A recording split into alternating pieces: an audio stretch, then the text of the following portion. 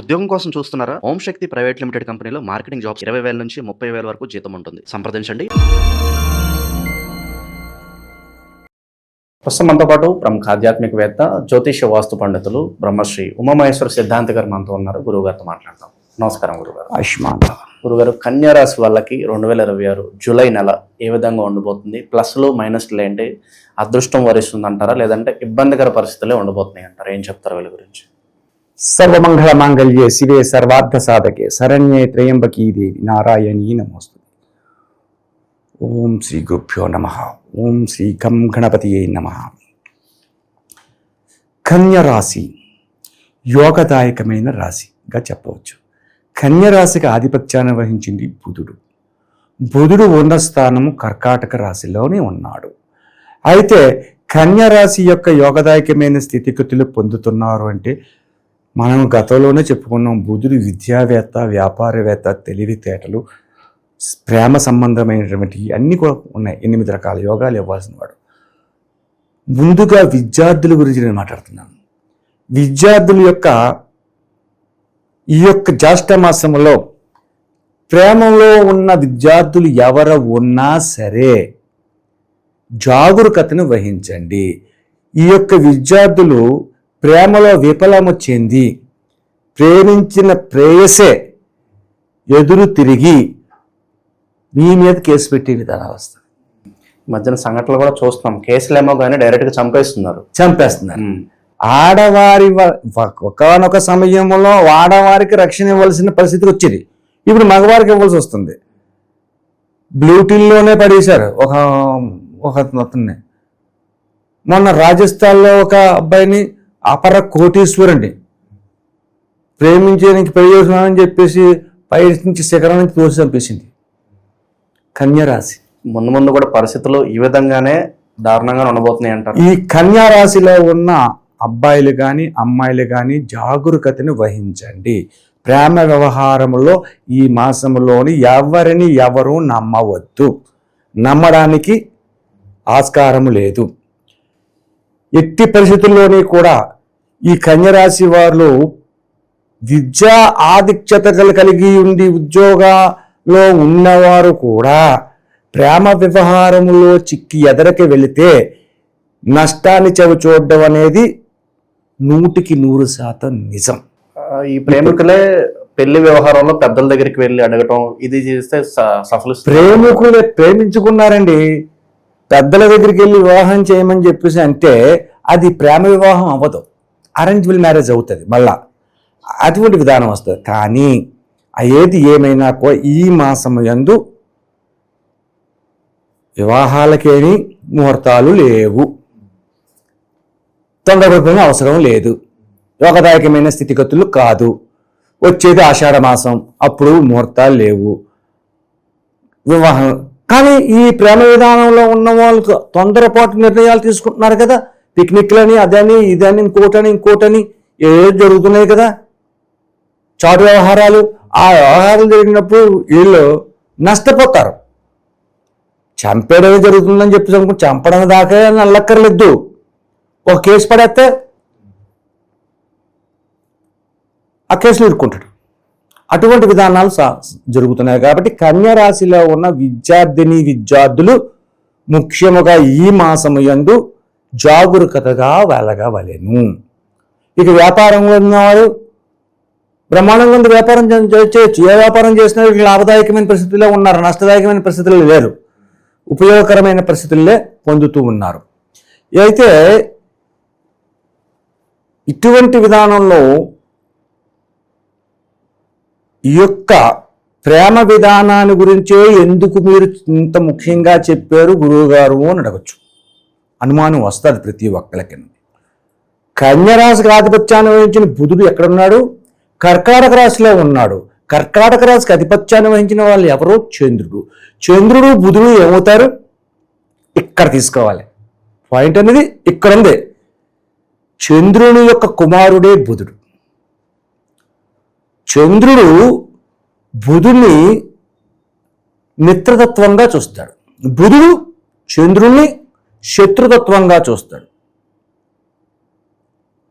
ఈ యొక్క విధానం వలన నష్టదాయకమైన స్థితిగతులు పొందుతున్నారు. అంటే బుధుడు చంద్రుడికి అక్రమ సంతానం అయింది. అక్కడ తారాశశాంకం అనే ఒక నాటకం ఉంది, తారాశశాంకం అనే ఒక పురాణం ఉంది, అందులో వస్తుంది ఈ కథ. ఈ బుధ చంద్రుల యొక్క గురువు గారి యొక్క పత్నినే చంద్రుడు పొందాడు.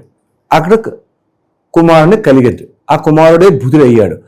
నా తల్లిని మోసం చేశాడని చెప్పేసి బుధుడికి చంద్రుడి మీద కోపం. ఎంతైనా నా భార్య కాకపోయినా నాకు పుట్టినవాడే కాబట్టి నా కొడుకు సుఖంగా ఉండాలని కోరితే అతనే.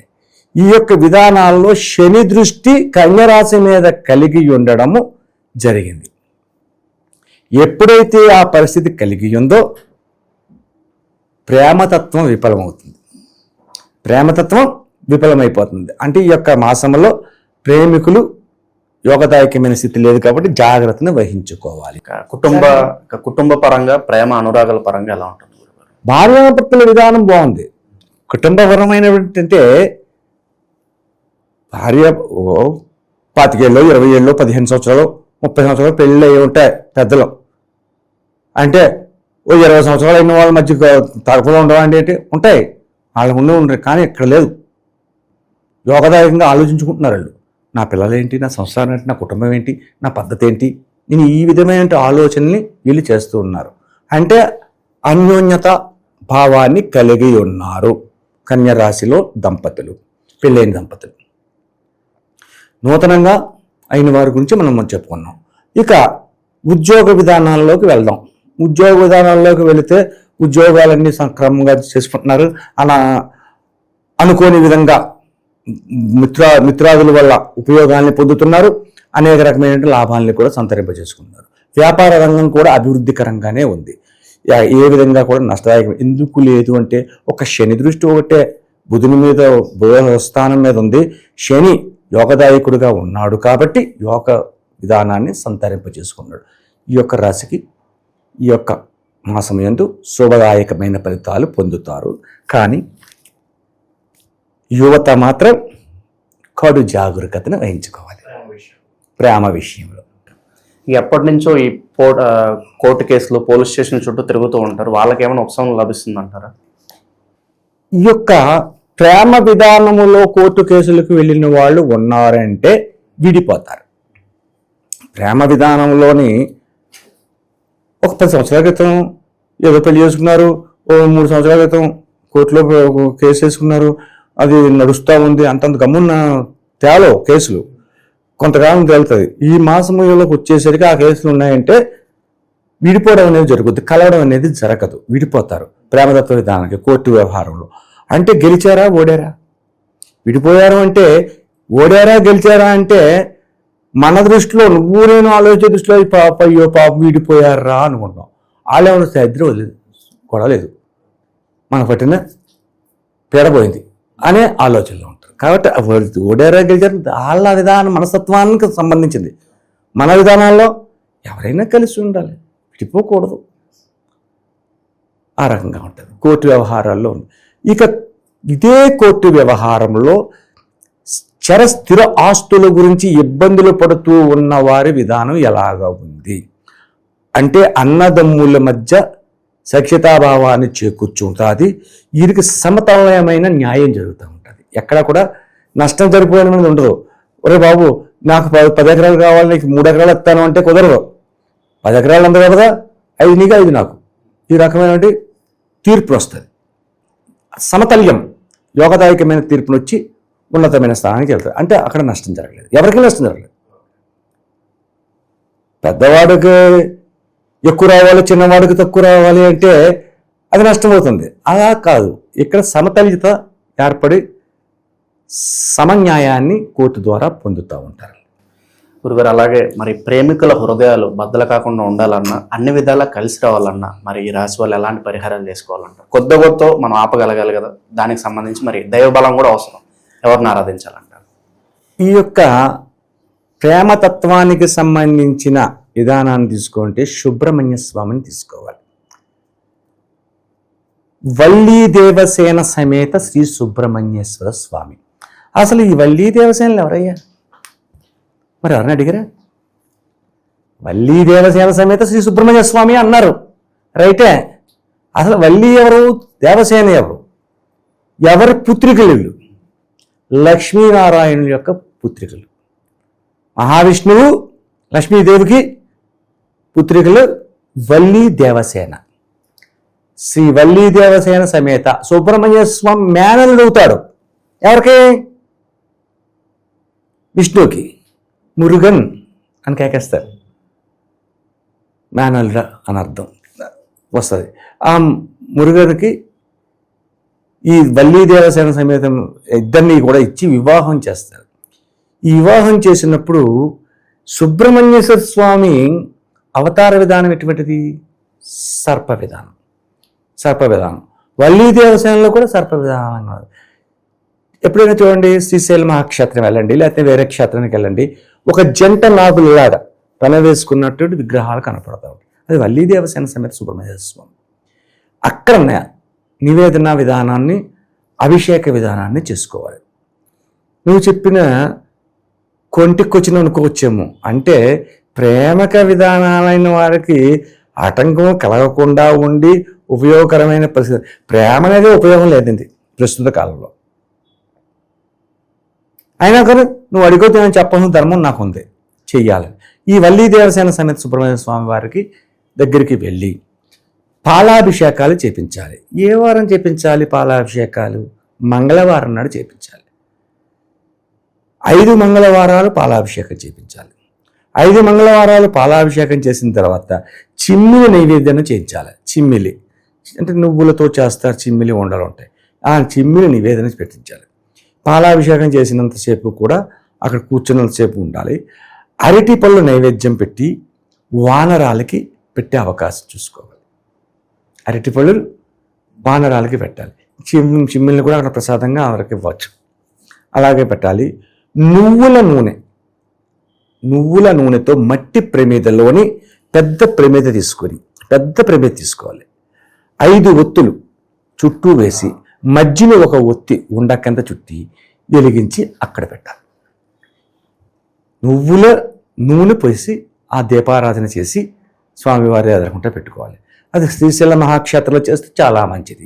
ఏమంటే మేము ఎక్కడ దూరంగా ఉన్నాం, శ్రీశైలం మాకు చాలా దూరం ఉందంటే దగ్గర లేదు అంటారు. మీ యొక్క దేవాలయంలో ఉన్న స్వామివారి ఎక్కడ ఉందో అక్కడ చేయించండి. పాలాభిషేకాన్ని చెయ్యండి.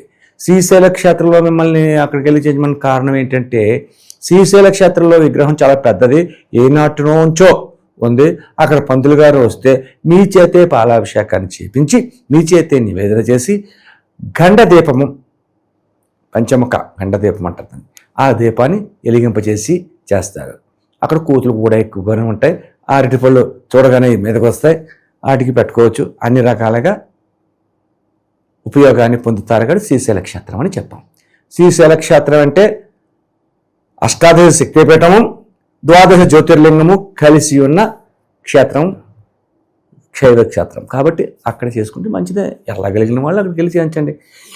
ఈ యొక్క విధానాన్ని వల్లీ దేవసేన సమేత శ్రీ సుబ్రహ్మణ్యేశ్వర స్వామిని వారిని పూజించితే ప్రేమతత్వములో ఉన్న విభేదాలని తొలగిపోతాయి. ప్రేమికుల యొక్క మనస్తత్వ విధానాలు మారిపోతాయి.